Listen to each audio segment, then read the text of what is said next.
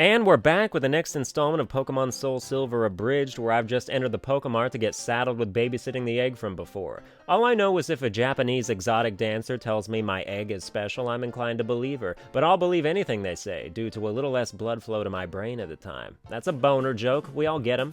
I appreciate this guy giving me a miracle seed for all the grass Pokemon I have none of. They're really trying to push Bellsprout on you in Violet City. Have you ever thought about that? You need one to trade for the Onix, Sprout Tower is dedicated to them, and the Elder specifically recommends you teach Flash to one. Now this guy wants to boost its Grass-type moves. Kids, don't submit to peer pressure. Say no to Bellsprout. I appreciate the reminder that the confusion status effect is still the most annoying of all of them. At least when you're infatuated, there's a happy feeling associated with it. Confusion just tricks you into slowly committing suicide. That ain't right. Okay, just having a normal day, switching my Pokemon around, getting ready to train Ekans for a while before, oh, we've entered the evil spirit world.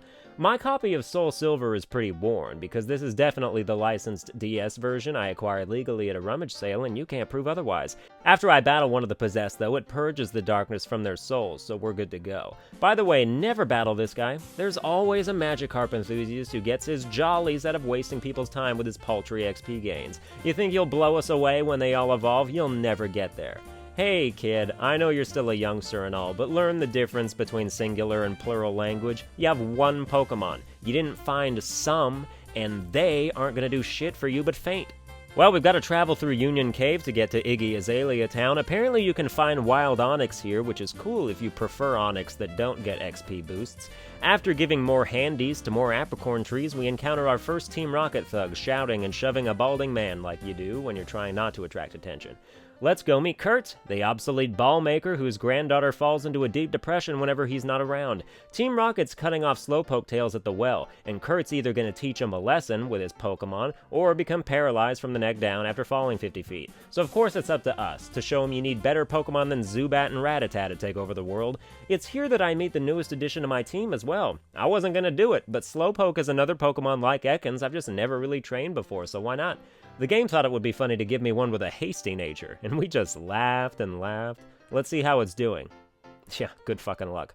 Slowpoke stays alive in battles by using Curse 6 times and potion spamming until it can do reasonable damage with Tackle. Now I'm all set to use a potion here, but I'm not really paying attention to what's in the last used slot, so I accidentally throw a Pokeball at a Pokemon owned by a Team Rocket grunt, who then proceeds to exclaim, "Don't be a thief!" Kind of a pot calling the kettle black moment, right? Or excuse me, I mean African American. And no, I will never stop using that joke. Anyway, with the crisis over and Team Rocket booted out, I have earned the privilege of having Kurt make balls for me, which is something he does for everyone, so boy do I feel like I earned it. You know why Pokeballs eclipsed you, Kurt? Because it doesn't take 24 hours to make 2 of them.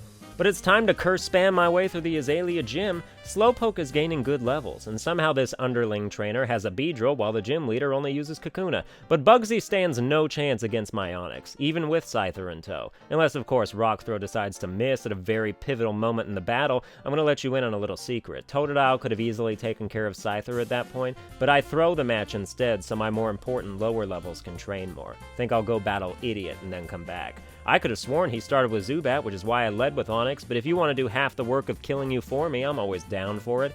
Idiot thinks his Bayleaf is some kind of stall master, with Reflect and Synthesis, but what he doesn't expect is to be poisoned by my 4th Poison Sting usage, where I start lowering his defense and waiting for Synthesis to run out of pee-pee. A 3-pronged attack of Bite, Poison, and Wrap damage nails that coffin for good. Back to Bugsy, let's see if Onix won't choke this time. Hashtag you've gotta be kidding me, hashtag but oh thank god Scyther's retarded. The rest of the battle happens accordingly. Well, that's gonna do it for this episode. I hope you enjoyed it. If you did, you can like, share, and subscribe, and I'll see you guys next time.